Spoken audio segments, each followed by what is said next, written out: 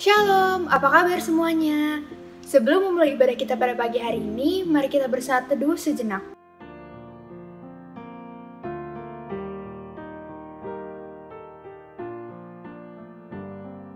Saat teduh selesai.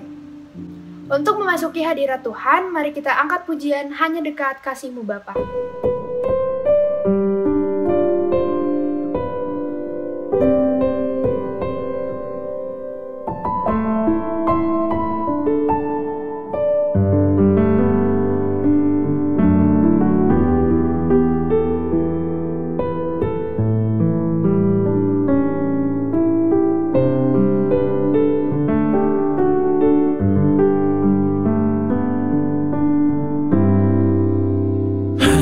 Dekat kasih-Mu Bapa,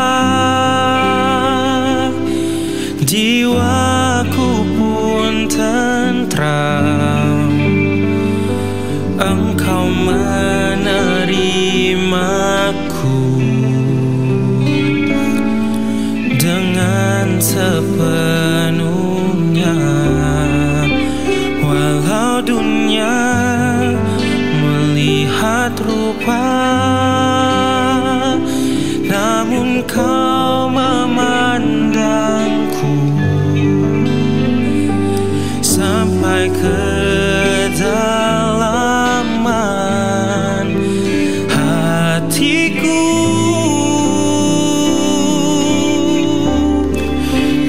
Tuhan, inilah yang ku tahu, Kau mengenal hatiku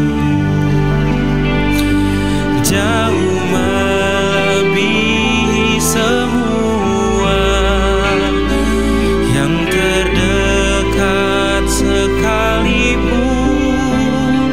Tuhan, inilah yang ku mau, Kau menjaga hatiku supaya kehidupan memancar senantiasa.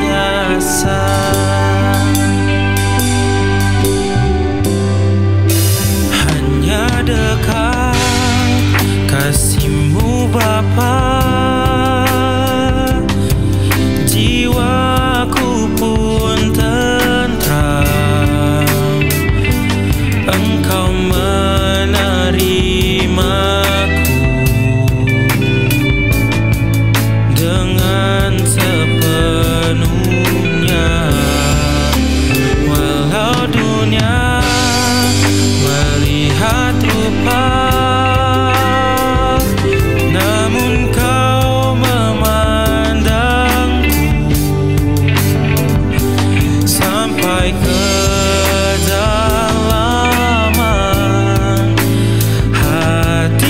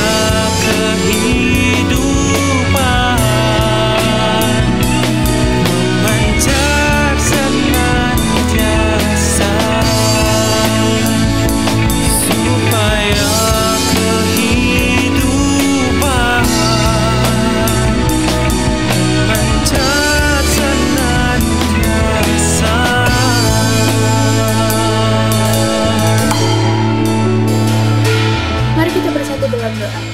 Selamat pagi Tuhan Yesus, terima kasih untuk penyertaan-Mu Tuhan dari malam hingga pagi ini sehingga kami dapat kembali untuk beribadah kepada hadirat-Mu dengan tubuh yang sehat ya Bapa. Kiranya Engkau memberkati ibadah kami pada pagi hari ini agar ibadah kami dapat berjalan dengan lancar dari awal, pertengahan hingga akhirnya. Terima kasih Tuhan Yesus, hanya dalam nama-Mu kami sudah berdoa dan mengucap syukur. Amin. Pembacaan ayat kita pada pagi hari ini diambil dari Mazmur 146 ayat 2. Aku hendak memuliakan Tuhan selama aku hidup, dan bermazmur bagi Allahku selagi aku ada. Untuk memuji Tuhan lebih sungguh lagi, mari kita angkat pujian lebih dari pemenang.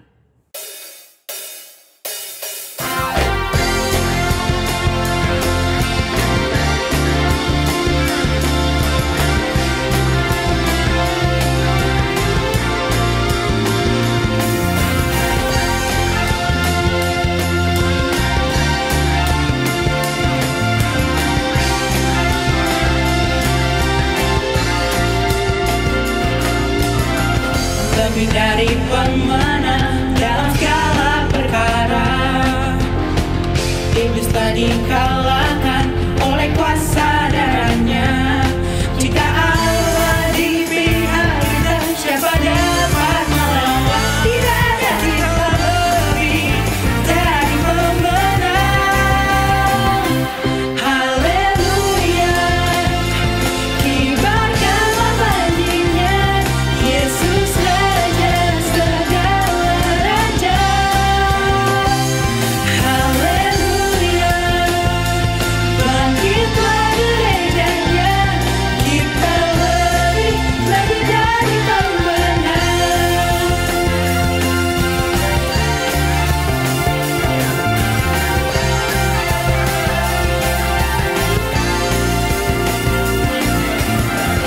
Lebih dari pemenang dalam segala perkara, iblis telah dikalahkan oleh kuasa darahnya. Jika Allah di pihak kita, siapa dapat melawan? Tidak ada kita lebih dari pemenang. Haleluya, kibarkanlah banjinya, Yesus Raja segala raja. Haleluya, bangkitlah gerejanya, kita lebih dari pemenang. Haleluya, kibarkanlah banjinya, Yesus Raja segala raja. Haleluya, bangkitlah gerejanya, kita lebih dari pemenang. Kita lebih dari pemenang. Kita lebih dari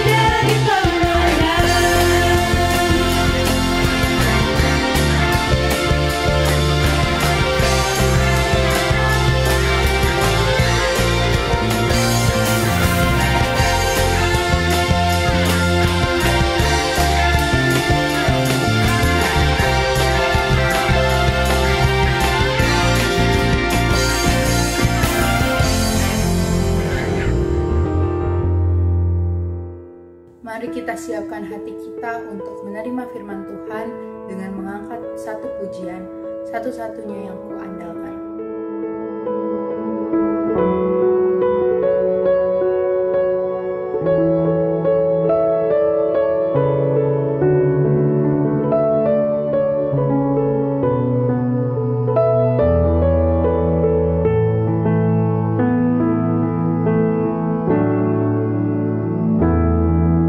Engkau Tuhan yang setia, waktumu selalu yang terbaik. Engkau Tuhan sandaranku, dan ku hanya kan berharap padamu.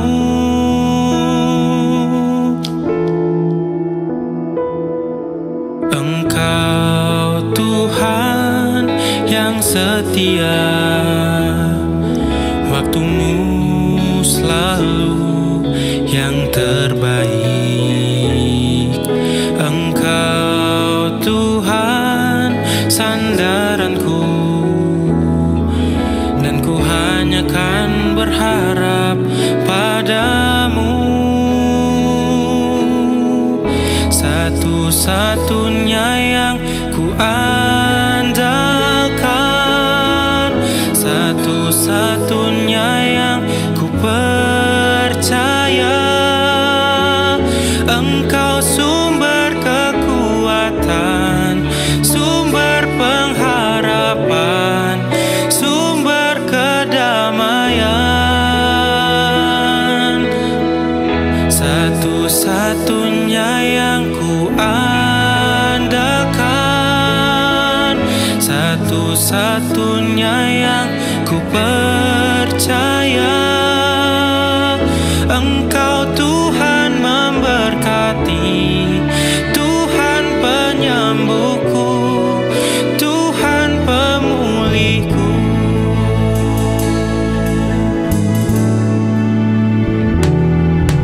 Engkau Tuhan yang setia, waktumu selalu yang terbaik.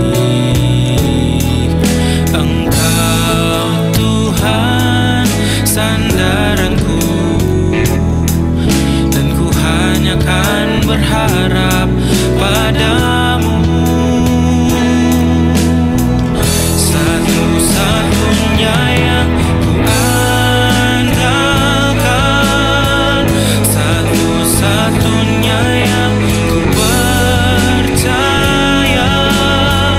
Engkau sumber kekuatan, sumber pengharapan, sumber kedamaian. Satu-satunya yang ku andalkan, satu-satunya yang ku percaya. Engkau Tuhan memberkati, Tuhan penyembuhku, Tuhan pemulihku. Satu-satunya yang ku andalkan, satu-satunya yang ku percaya. Engkau sumber kekuatan, sumber pengharapan, sumber kedamaian. Satu-satunya yang ku andalkan, satu-satunya yang ku percaya. Engkau Tuhan memberkati, Tuhan penyembuhku, Tuhan pemulihku. Engkau Tuhan memberkati, Tuhan penyembuhku, Tuhan pemulihku. Engkau Tuhan memberkati, Tuhan penyembuhku, Tuhan pemulihku.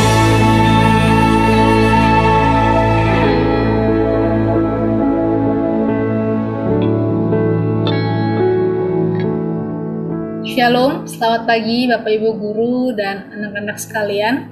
Mari sebelum kita merenungkan firman Tuhan, kita berdoa terlebih dahulu. Mari kita berdoa. Ya Bapa, kami mau mendengarkan firman-Mu, berbicaralah ya Tuhan, kami siap untuk mendengar. Roh Kudus memimpin setiap jemaat, akan hamba-Mu yang akan menyampaikan firman, supaya sungguh bukan perkataan sendiri yang dikatakan, tapi adalah firman yang Allah ingin sampaikan kepada jemaat Tuhan. Terima kasih Tuhan Yesus, dalam nama-Mu kami sudah berdoa. Amin.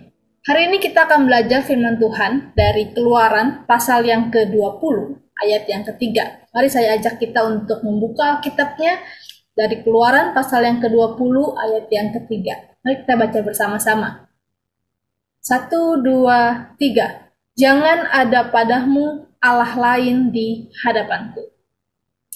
Hari ini kita akan belajar apa sih makna dan wujud konkret dari melakukan hukum atau perintah yang pertama ini. Jangan ada padamu Allah lain di hadapanku.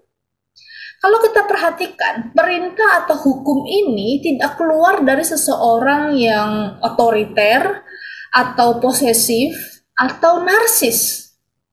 Allah mendasari perintah ini dengan sebuah alasan yang sangat kuat, yaitu di ayat yang kedua. Akulah Tuhan Allahmu yang membawa engkau keluar dari tanah Mesir, dari tempat perbudakan. Ini berarti Allah sudah menjadi penebus bagi umat Israel, sehingga hidup mereka sekarang adalah miliknya Allah. Kalau begitu, cara hidup mereka juga harus sesuai dengan cara hidup Allah, karena sudah menjadi miliknya Allah. Nah, ini perlu kita pahami dengan jelas, bahwa waktu kita menaati firman Tuhan, menaati hukum Tuhan, itu bukan supaya kita nggak berbuat dosa, supaya kita nggak masuk neraka, atau supaya kita dapat berkat Tuhan. Tidak. Kita melakukan setiap perintah dan hukum Tuhan itu karena itu sebagai ucapan syukur kita kepada Tuhan yang telah menebus hidup kita. Kalau bangsa Israel dibebaskan dari perbudakan secara fisik di Mesir, kita juga dibebaskan, bahkan jauh lebih mulia dan lebih penting, karena itu berkaitan dengan keselamatan jiwa, yaitu kita dibebaskan dari perbudakan dosa. Apa yang kita bisa balas kalau begitu kepada kebaikan Tuhan ini? Ya, dengan cara kita, dengan segenap kekuatan kita mau belajar mengasihi Allah kembali dengan menaati hukum, perintah, dan nasihat-nasihatnya. Mari kita lihat secara khusus di hukum pertama ini, yaitu jangan ada padamu Allah lain di hadapanku. Konsep Allah yang esa, hanya ada satu Allah, tidak ada yang lain, ini sebenarnya konsep yang cukup asing bagi budaya kuno pada waktu itu. Kebanyakan bangsa menyembah banyak Allah atau ilah atau dewa yang disebut sebagai politeisme. Misalnya saja bangsa Mesir, tempat perbudakan Israel waktu itu. Mesir menyembah banyak sekali Allah. Yang seperti kalian bisa lihat ini.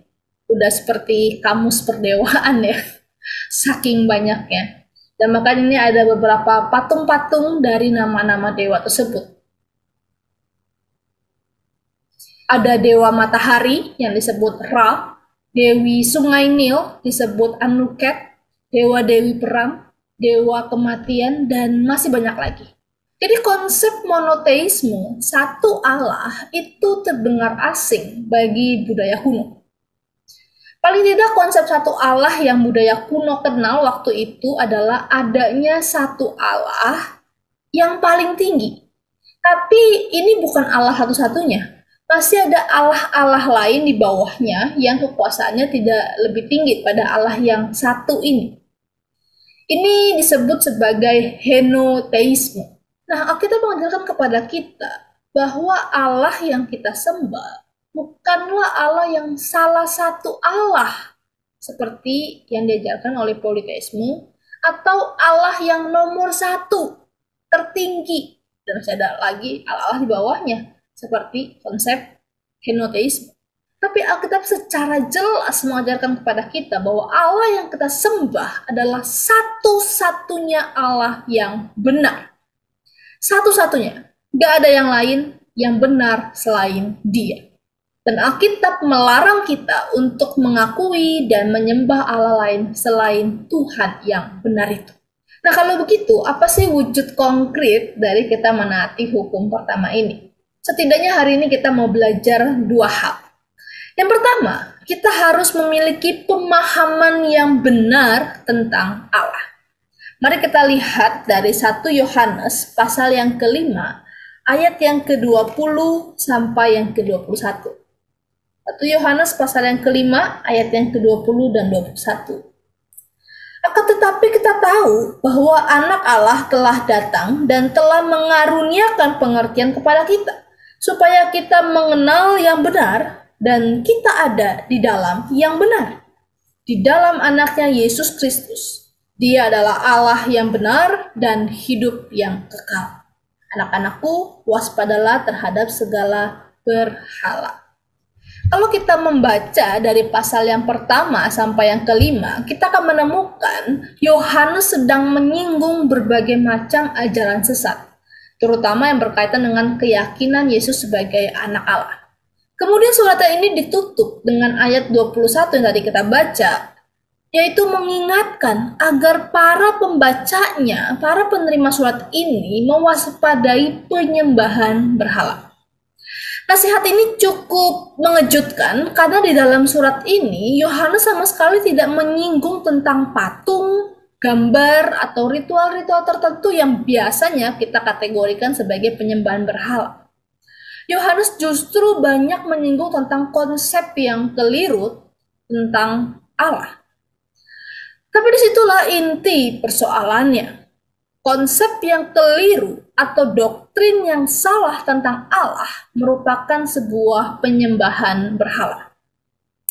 Di dalam bukunya Mengenal Yang Maha Kudus, A.W. Tozer mengatakan bahwa konsep yang keliru tentang Allah adalah sebuah penyembahan berhala.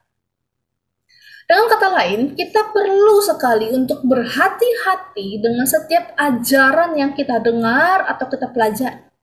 Karena kalau kita salah memahami pribadi Allah, itu sama saja dengan kita menyembah Allah yang keliru, dan itu merupakan penyembahan berhala. Kalau begitu bagaimana kita bisa tahu mana yang benar dan mana yang salah? Setialah membaca Alkitab dengan didampingi renungan atau tafsiran yang selaras dengan kebenaran Alkitab. Kalau kalian punya pertanyaan-pertanyaan, kalian bisa download atau browse di web godquestions.org. Ini adalah situs yang baik untuk kita bertanya dan mendapat jawaban-jawaban yang selaras dengan firman Tuhan. Jangan ragu juga untuk bertanya kepada guru, rohaniwan, atau guru sekolah minggu kalian. Lalu bertanya saat di jalan kan? Lalu bertanya tentang doktrin, lalu bertanya tentang pertanyaan iman, kita penyembahan berhala. Karena itu sangat-sangat penting bagi kita untuk terus belajar doktrin yang benar, doktrin yang selaras dengan firman Tuhan, selaras dengan apa yang diajarkan oleh Alkitab, karena kalau tidak, kita jatuh ke dalam penyembahan berhala. Nah, yang kedua, wujud konkret kita menaati hukum pertama ini adalah menjadikan Allah sebagai satu-satunya sumber kepuasan kita, dan bukan yang lain. Pemazmur dalam Mazmur 73:25 mengatakan, siapa gerangan yang ada padaku di surga selain engkau? Selain engkau tidak ada yang kuingini di bumi. Pemazmur begitu menyadari dan mengalami betapa Allah menjadi satu-satunya yang memenuhkan dan memuaskan hidupnya. Bagi pemazmur, pribadi Allah itu sendiri begitu berharga dibanding surga yang indah ataupun kenikmatan duniawi. Bapak Ibu saudara sekalian, sadar tidak sadar, sebagai manusia berdosa, kita itu nggak mau lagi dipuaskan hanya oleh Tuhan. Kita maunya dengan cara kita sendiri. Kita lebih senang memuaskan diri dengan popularitas, seperti banyaknya followers, likes, subscriber, komen-komen, share. Kita lebih senang dipuaskan dengan prestasi-prestasi yang gemilang, dengan uang, tontonan serial drama, lewat makanan, shopping, atau kita juga mencari kepuasan itu dari orang-orang sekitar kita. Entah itu orang tua kita, atau sahabat kita, pacar kita, ataupun tokoh-tokoh yang kita idolakan. Nah, saya mau kasih tahu nih ya, tips. Gimana sih kita tahu hal-hal itu kita sudah jadikan berhala atau tidak? Salah satu indikasinya adalah waktu hal-hal tadi itu tidak lagi kalian dapati, tidak lagi kita miliki, apakah kita itu mulai merasa stres dan frustrasi dan bahkan mulai kayak kehilangan harapan. Bahkan parahnya, mulai menyalahkan Tuhan. Tuhan kenapa sih gak bisa jaga? Kenapa Tuhan yang maha baik gak kasih yang baik sama saya? Apakah ada Tuhan? Kita malah berpikir Tuhan merampas kesenangan dan kepuasan kita. Padahal sejatinya hanya Tuhanlah sumber kepuasan kita, bukan? Yuk kita nonton video ini. Dan sekarang giliran Bayu, seorang penjual ayam potong yang akan berusaha mendapatkan apron. Nama saya Bayu Pratsongko, umur saya 28 tahun. Saya berasal dari Yogyakarta. Saya seorang penjual ayam potong. Di audisi ini saya membawa ayam kesayangan saya dari Yogyakarta. Saya beri nama Wiryo. Untuk menemani saya, ekspektasi saya mengikuti ajang MasterChef ini ingin sampai babak paling akhir dan pertama-tamanya seorang pedagang ayam bisa menjadi koki profesional.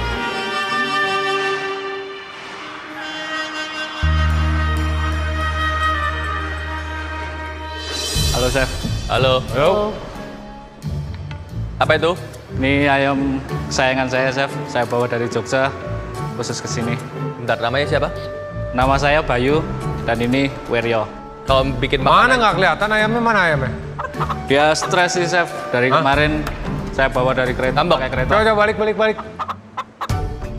buka gitu kan? Dibuka. Terbang. Terbang. Kamu balik aja. Kepalanya di bawah, kakinya di atas. 5 minutes later. 10, 9, 8, 7, 6, 5, 4, 3, 2, 1, stop.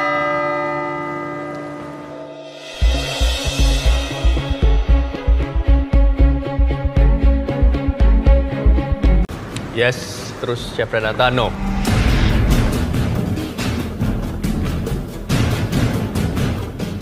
It's in your hands, man. Saya mau lihat ayam kamu.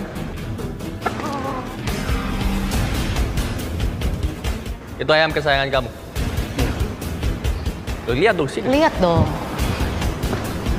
Mana sih, hidup nggak sih? Hidup, Chef. Chef Juda bilang iya, Chef Renata bilang enggak. Come on. It sounds like, it tastes like. Saya tuker sama ayam kamu boleh? Tuker. Iya. Jangan, Chef. Kenapa? Ini yang nemenin saya. Oh, dia yang nemuin kamu? Loh, berarti kamu sekarang ngorbanin apron MasterChef hanya untuk ayam? Enggak, maksudnya ini yang nemenin saya sih. Terus, kamu kalau disuruh pilih mana? Mimpi kamu sukses bawa ayam apa mimpi kamu di MasterChef Indonesia? Ya, saya punya mimpi tapi walau saya nggak nyianatin. Kamu pilih ayam? Maaf, Chef. Oke.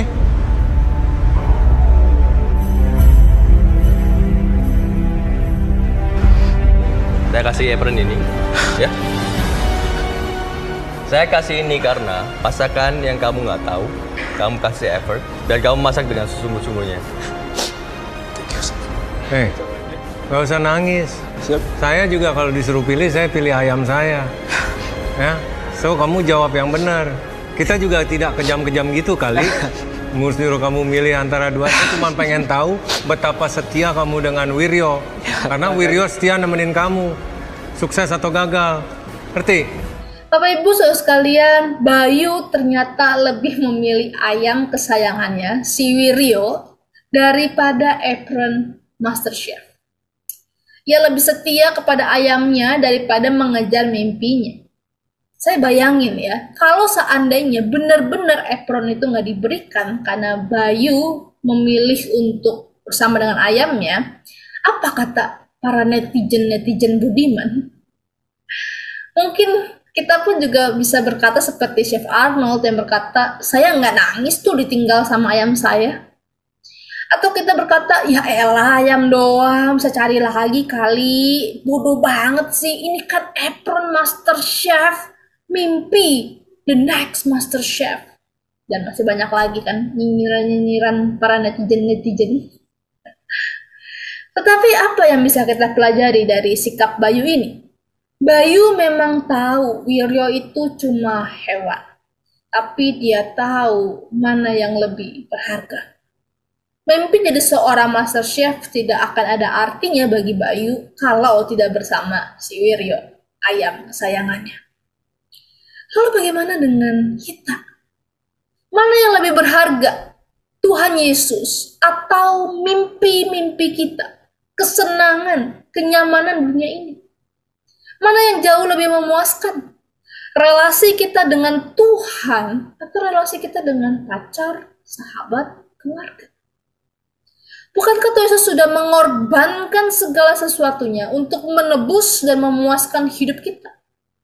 Dia sudah berikan kehormatannya dari seorang pencipta alam semesta ini. Dia rela menjadi pribadi yang paling terkutuk untuk mati di atas kayu salib. Bapa rela memberikan anaknya yang tunggal, yang terbaik bagi kita si debu yang sukanya kurang ajar. Kalau gitu kenapa kita masih tidak mau dipuaskan hanya oleh Tuhan? Kita kadang masih nggak rela dapat nilai jelek dengan usaha kita sendiri. Karena itu kita hidup tidak jujur dan berintegritas. Kita masih nggak rela kehilangan pacar kita. Sampai-sampai kita tidak menjaga kemurnian tubuh kita. Kita masih nggak rela lihat teman-teman kita kelihatannya kok hidupnya lebih enak, lebih mewah. Akhirnya kita mendendam atau mungkin melakukan perbuatan dosa untuk bisa mengikuti tren teman-teman kita. Kita masih nggak rela untuk menerima malu karena hidup di dalam firman Tuhan, menjalankan perintah Tuhan. Padahal Tuhan sudah memberikan segalanya bagi kita. Bapak Ibu saudara sekalian, waktu kita mengisi hati kita dengan hal-hal di luar Allah, kita sebenarnya sudah memberhalakan hal-hal tersebut dan itu melanggar hukum pertama ini. Seandainya pun kita menyisakan sedikit ruang untuk ditempati oleh Allah, saya yakin Allah tidak akan mau mengambil tempat itu. Karena Allah bukan hanya menuntut sebuah ruang di hati kita, tetapi Dia menuntut seluruh hidup kita, seluruh ruang di hati kita, supaya Dia satu-satunya yang bertahta di dalam hidup kita. Karena He is the only one. Bapak Ibu saudara sekalian, inilah dua wujud konkret yang kita perlu sadari dan latih di dalam hidup kita. Yang pertama, kita perlu terus memiliki pengenalan dan pemahaman yang benar tentang siapa Allah itu, sesuai dengan apa yang Ia sendiri nyatakan lewat pribadi Tuhan Yesus maupun firman yang tertulis Alkitab. Karena kalau kita salah mengenali, maka kita sedang menyembah Allah yang keliru, dan itu adalah penyembahan berhala. Dan yang kedua, kita perlu menjadikan Kristus sebagai pusat hidup kita. Bukan yang nomor satu loh ya. Kristus nomor satu, keluarga nomor dua, sekolah nomor tiga, dan sebagainya. Bukan. Tapi Kristus adalah pusat dari segalanya. Satu-satunya yang berkuasa dalam hidup kita. Sehingga sekolahmu bagi Tuhan, prestasimu bagi Tuhan, talenta bagi Tuhan, keluarga bagi Tuhan, relasi dengan teman, sahabat, pacar bagi Tuhan, segala sesuatunya bagi Tuhan. Jangan ada padamu Allah lain di hadapan Tuhan. Amin. Mari kita berdoa. Bapa dalam surga, kalau hati kami masih dipenuhkan dengan berhala-berhala, biarlah hari ini Tuhan, setiap kami yang mau meresponi firman, kami mau menyerahkan segala sesuatunya, supaya hanya Engkau saja yang bertahta dalam hati dan hidup kami. Tolong setiap kami ya Tuhan, tolong setiap kami. Dalam nama-Mu Tuhan Yesus kami sudah berdoa. Amin. Pengakuan iman rasuli. Aku percaya kepada Allah, Bapa yang Maha Kuasa, Khalik langit dan bumi, dan kepada Yesus Kristus, anaknya yang tunggal Tuhan kita, yang dikandung dari Roh Kudus, lahir dari darah Maria, yang menderita sengsara di bawah pemerintahan Pontius Pilatus, disalibkan, mati dan dikuburkan, turun ke dalam kerajaan maut. Pada hari yang ketiga bangkit pula dari antara orang mati, naik ke surga, duduk di sebelah kanan Allah Bapa yang Maha Kuasa, dan akan datang dari sana untuk menghakimi orang yang hidup dan yang mati. Aku percaya kepada Roh Kudus, gereja yang kudus dan am, persekutuan orang kudus, pengampunan dosa, kebangkitan orang mati, dan hidup yang kekal. Amin. Mari kita angkat pujian, Ajaib Kau Tuhan.